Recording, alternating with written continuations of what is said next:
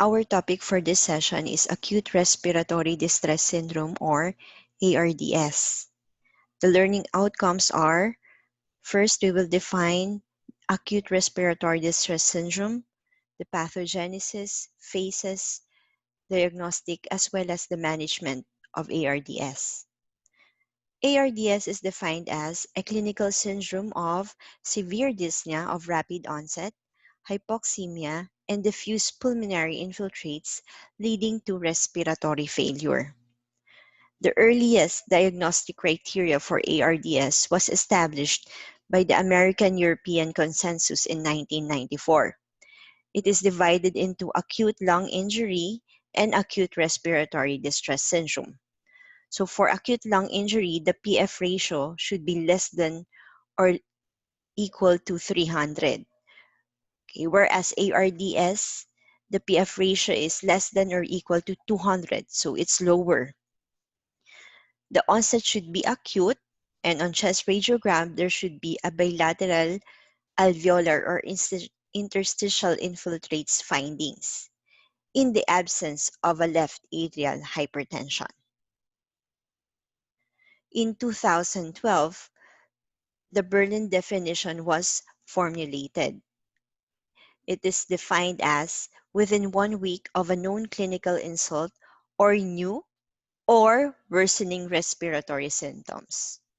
On chest imaging, still there is bilateral opacities that is not fully explained by effusions, lobar lung collapse, or nodules. The respiratory failure should not be fully explained by cardiac failure or fluid overload. And it is divided as to severity, as to mild, moderate, and severe. So for mild, the PF ratio should be between less than or equal to 300, okay, but not less than 200. Okay, for moderate, should be less than or equal to 200, okay, but not less than 100. But once it's severe, the PF ratio now becomes less than or equal to 100 millimeter mercury, with a positive and expiratory pressure of more than or equal to 5 centimeters water. Comparing these two images, okay, for ARDS versus congestive heart failure chest imaging, so we can see that in the X-ray of a patient with ARDS, there is a diffuse bilateral opacities. Whereas in congestive heart failure, there is cephalization. Okay, so as you can see, the infiltrates is more concentrated on the central portion. 80 per 100,000 population suffer acute lung injury, whereas 60 per 100,000 population suffer ARDS. And 10% of all ICU admissions suffer from acute respiratory failure.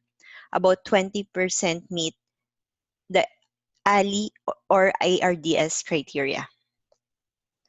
So what are the risk factors? So it is important to identify the risk factors to prevent the disorder and for early surveillance. It can be a direct insult to the lung or an indirect cause. It is said that severe sepsis syndrome and or bacterial pneumonia contributes the highest risk at 40 to 50%. So here's a list of the common cases or clinical disorders associated with the development of ARDS. For the direct lung injury, the most common causes are pneumonia and aspiration of gastric contents. Okay. And less common causes are the following. So included is near drowning, toxic inhalation injury, and so on. For indirect lung injury, the most common causes are, so sepsis would be one, severe trauma with shock and multiple transfusion. Okay, and less common causes are, so drug overdose, acute pancreatitis, and post-cardiopulmonary bypass.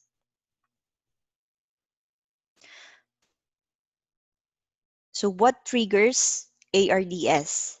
Okay, in ARDS, there is overexpression of your normal inflammatory response. So there's increased, okay, production of your cytokines. Okay, in effect, there will be a release of your oxygen metabolites and proteases, leading to cellular damage of your type 1 cells, okay, thereby increasing your vascular permeability to proteins, as well as injury to your type 2 pneumocytes. So both type 1 and type 2 are affected. In effect, okay, there will be qualitative and quantitative abnormality in the surfactant. Hence, overall, there will be alveolar collapse and alveolar flooding. So when there is flooding, okay, poorly oxygenated blood will be shunted. Okay, hence, the acute respiratory failure type 1. What happens in the lungs, okay, in patients with ARDS? There is an increase in lung density because of the edema and inflammation, which usually predominates in the cephalic parts of the lungs. Okay, so again, because of the alveolar edema, there will be loss of aeration or lung collapse, okay, which usually predominates in the caudal and dependent lung regions when the patient is lying supine. Okay. So this comes from the external compression of the caudal parts of the lungs by an enlarged heart, high pressure exerted by the abdominal content, okay, accumulation of fluid in the pleural space, and because of the own increased weight of the edematous lung. So once you have a consolidated alveoli, okay, or alveolar flooding, okay, this fluid-filled alveoli predominates in caudal and dependent lung regions in patients lying supine. So we have three phases of acute respiratory distress syndrome. First phase is exudative, second is proliferative, and the third phase is fibrotic. Okay, so as you can see in this figure. So discussing it in detail, the first phase is exudative. So it encompasses first 7 days of illness after exposure to a risk factor. Okay. So the alveolar capillary endothelial cells and type 1 pneumocytes are injured. Okay. Hence, there will be loss of tight alveolar barrier to fluid and macromolecules. So edema fluid rich in protein accumulates in the interstitial and alveolar spaces. And there will be release of your cytokines and lipid mediators. Okay, so in response to this pro-inflammatory mediators, so neutrophils predominate. Okay, they traffic into the pulmonary interstitium and alveoli. Okay, and then because there is vascular injury, okay, there will be formation of microthrombi and fibrocellular proliferation.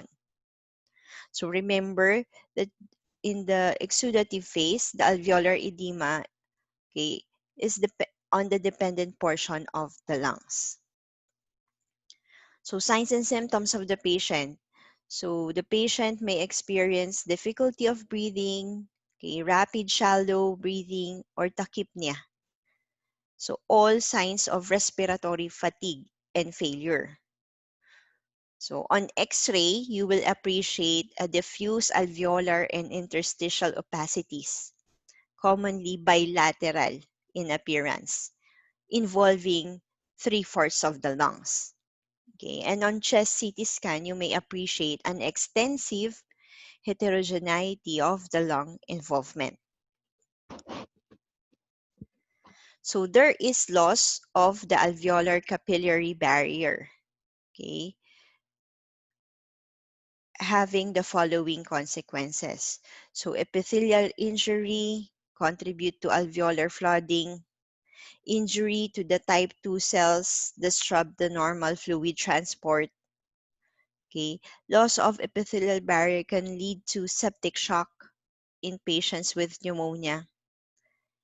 Okay, and if injury to the alveolar epithelium is severe, this may lead to fibrosis eventually. So what are the mechanisms and mediators of lung injury?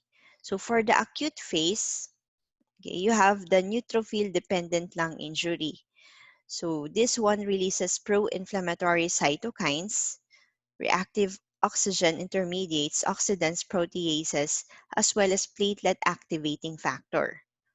Okay, so neutrophil dependent. Second, okay, is macrophages.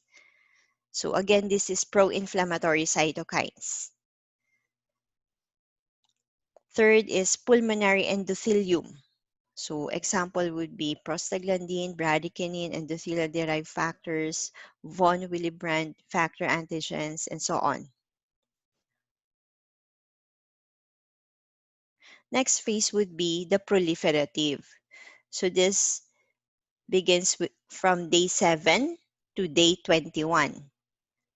Okay, so most patients recover rapidly during this phase, but some, okay, there will be progressive lung injury and early changes of pulmonary fibrosis.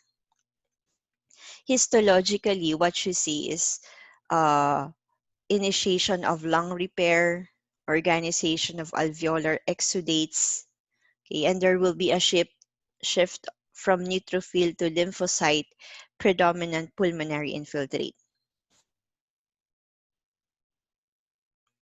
Okay. There is proliferation of type 2 pneumocytes along the alveolar basement membranes as part of the reparative process or repair. And okay, there will be presence of alveolar type 3 procollagen peptide, which is your marker for pulmonary fibrosis.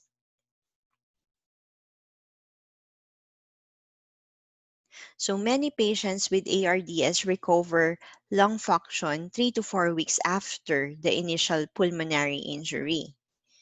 Okay, so some will enter a fibrotic phase that may require long-term support on mechanical ventilators and or supplemental oxygen. So most will recover, okay, during the what phase? Proliferative phase.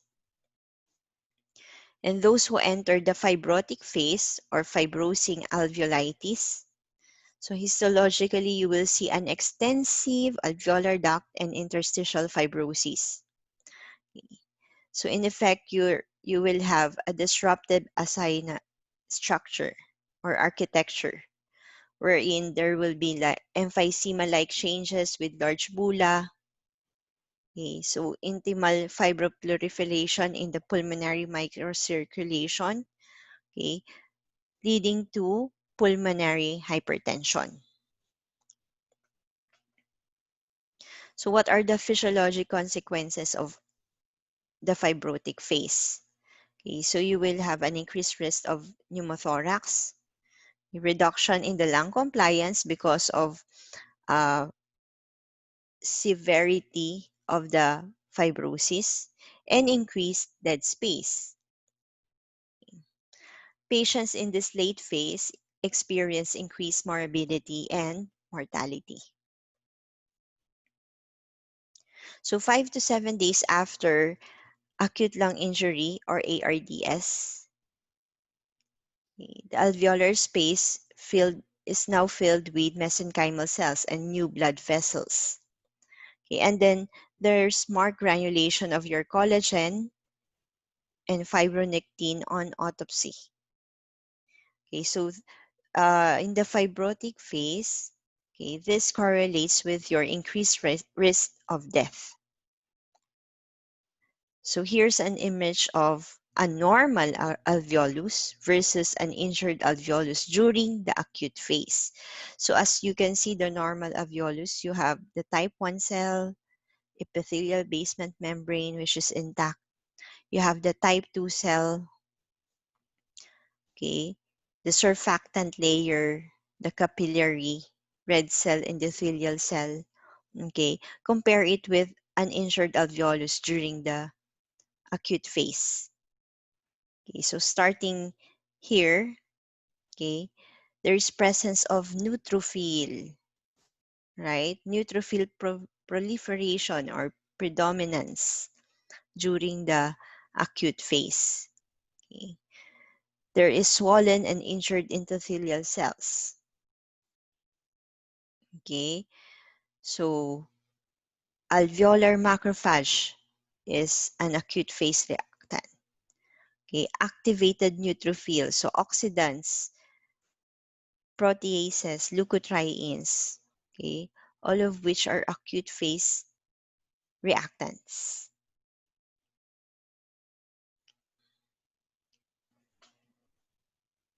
So another, a closer look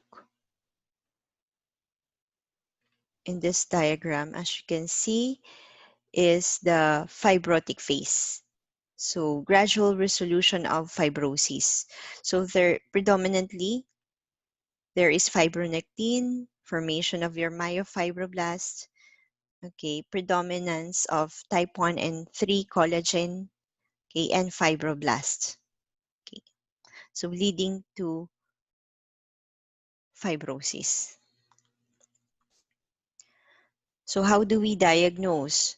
So we request for imaging studies.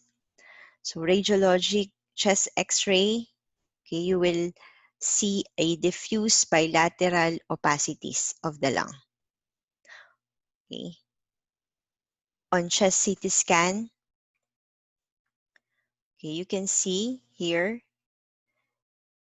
in letter C and letter D. So again, there is a diffuse opacities in both lungs. So how do we treat acute respiratory distress syndrome? So remember that in ARDS, the therapies are evidence-based. Okay. So the only grade A recommendation is by giving a low tidal volume. So remember that. So meaning A is the recommended therapy based on strong clinical evidence from randomized clinical trials. And others are B, grade B, C, and D. Okay, so the only grade A recommendation is by giving low tidal volume. Grade B would be minimize left atrial filling pressures. Grade C are by giving high PEEP or open lung, prone positioning, and by giving glucocorticoids.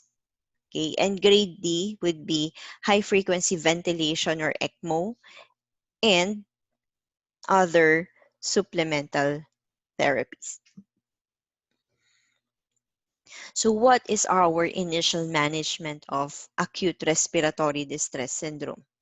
So first is initiate volume and or pressure limited ventilation. So as discussed before, ba? So the only grade A recommendation, okay, treat for the management of ARDS is low tidal volume. So you set it at 6 ml per kilo. Okay. With the a plateau pressure of less than or equal to 30 centimeter water. Okay. The patient may be tachypnic, but the RR should be less than or equal to 35 cycles per minute. Okay. You oxygenate. So that's the next target. Okay. Your desired FiO2 should be less than or equal to 60. Okay. With a PEEP of less than or equal to 10 centimeters water. So your target O2 saturation would be between 88 to 95%. Okay. So next is to minimize acidosis. Okay, so you maintain a pH of more than or equal to 7.3. And last would be diuresis the patient. So avoid hypoperfusion or hypotension. You should maintain a mean arterial pressure of more than or equal to 65 millimeter mercury. Okay. So what are the supportive management for ARDS? So first is you search for the underlying cause. So treatment of infection. So if it's the underlying cause. Okay, so sepsis, treat the sepsis, treat the abdominal abscess, treat the pneumonia. Okay, treatment of surgical disorders. Okay, so you have to treat the trauma. So among trauma patients, right? Minimize procedures and their complications. So nutrition, so initiate early enteral feeding rather than parenteral feeding. If you prevent GI bleeding, so you may want to give proton pump inhibitors, okay, to minimize stress ulcers among this patient. And of course, you have to give prophylaxis against VTE, so venous thromboembolism, aspiration, avoid excessive sedation, okay, and okay, possible infection from your catheter, so catheter-related infection. What about mechanical ventilation in ARDS?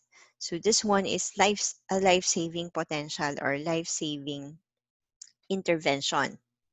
It can aggravate the lung injury, okay, but the attempts to fully inflate the consolidated lung leads to overdistension, okay, and injury to other parts of the lung with differing compliance. So you have to give or institute a low tidal volume, okay, when initiating mechanical ventilation. So based on the NIH study or acute respiratory distress syndrome network, okay, this network provides evidence that specific therapies such as low tidal volume can reduce mortality. Okay. So other therapies are mentioned in this network are the positive end expiratory pressure or PEEP, okay, improve oxygenation allowing reduction of FiO2, and increasing your functional residual capacity. So lower tidal volumes, okay, so you give at 6 ml per kilo. Okay, so this study compares uh, patients who are given 6 ml per kilo versus 12 ml. So low tidal volume versus high tidal volumes. So among 861 patients in 10 centers, okay, the mortality rate is 39.8% in high tidal volume against 31% in low tidal volume. Okay, so hence, okay, it is recommended to give a low tidal volume among patients with ARDS. So there is a reduction of 22% mortality rate. So here's a stepwise approach to mechanical ventilation in acute respiratory distress syndrome. So you have to calculate the predicted body weight in kilograms. So for men and for women. So for example, 50 k plus 5.42, then height in centimeters minus 60. Okay, and then for women, it's lower. So the value is lower. So ventilator mode, okay, it's assist control and volume cycle. In tidal volume, you initiate, for example, at 8 ml per kilo and reduce to 6 ml per kilo over 2 to 4 hours if ventilation is adequate. Okay, so your goal inspiratory plateau pressure should be less than 30 centimeters water. Okay, and the VT may be reduced to as low as 4 ml per kilo is as needed to achieve this goal. Okay, so oxygenation. Okay, you have to maintain a saturation of between 88 to 95%. Okay. And again, your goal arterial pH should be between 7.3 to 7.4. Okay. So if the pH is less than 7.3, you increase the respiratory rate up to 35 breaths. Okay. If the pH is less than 7.3 and the respiratory rate is equal to 35, you may consider starting an intravenous bicarbonate. So if the above strategy fails and the patient is suffering from persistent hypoxemic respiratory failure, consider the following. So you may add a neuromuscular blocking agent, okay, prone position ventilation, so papadapain mo si patient, recruitment maneuvers, okay, and other, okay, maneuvers or procedures such as inverse ratio ventilation, nitric oxide, high frequency ventilation, ECMO. Okay, but these procedures are usually available among higher centers. What are salvage therapies for hypoxemia? So your first aim is to prevent alveolar collapse. So you can give PEEP or administer PEEP among these patients and do alveolar recruitment. Okay, so another concept would be inverse ratio ventilation, prone positioning, and other mechanical ventilator strategies.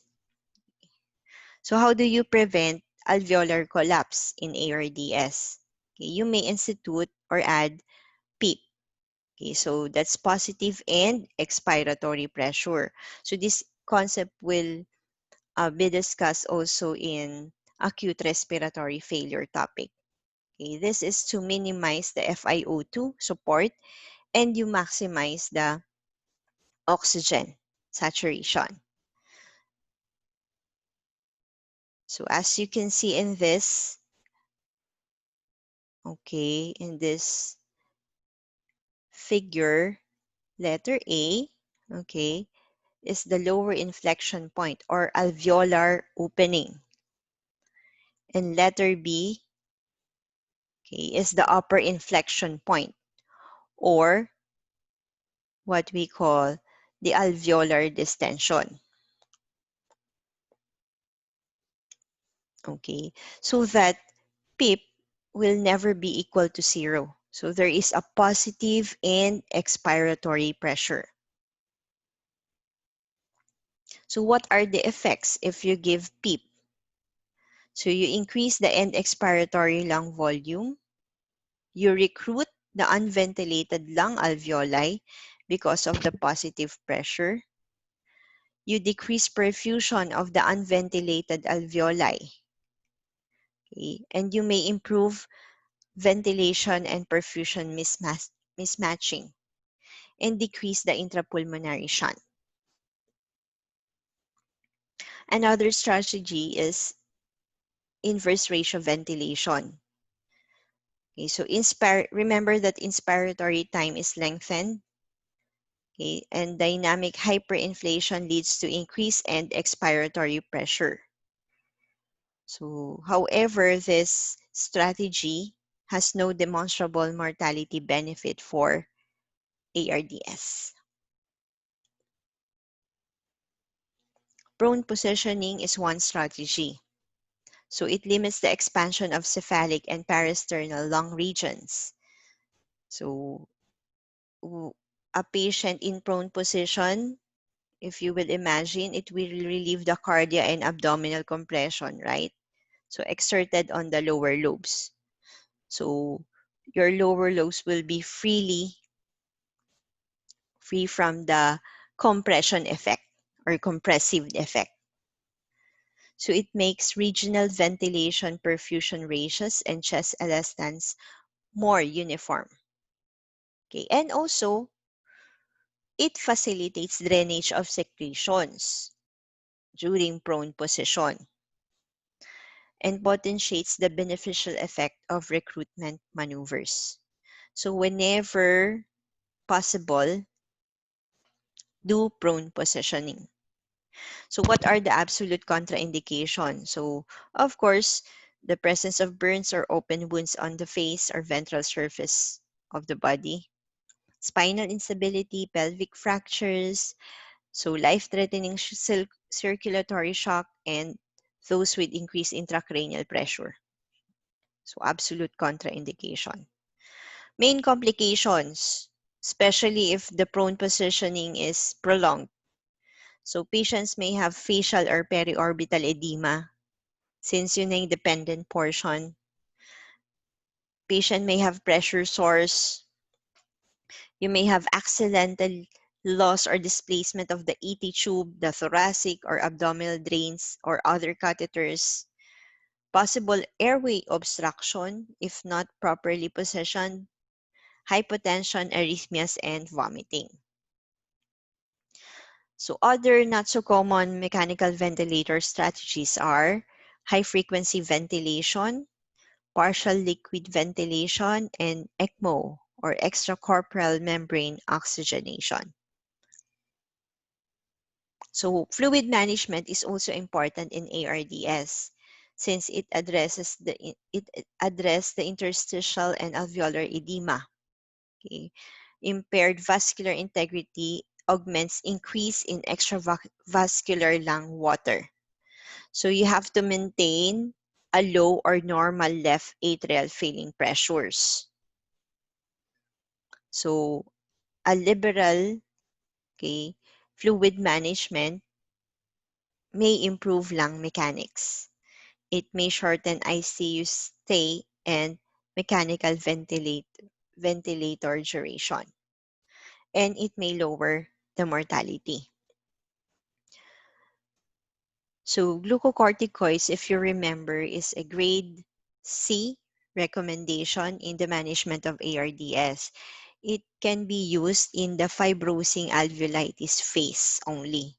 So not in the exudative, not in the proliferative. And current evidence does not support use of high-dose glucocorticoids since it may increase infection.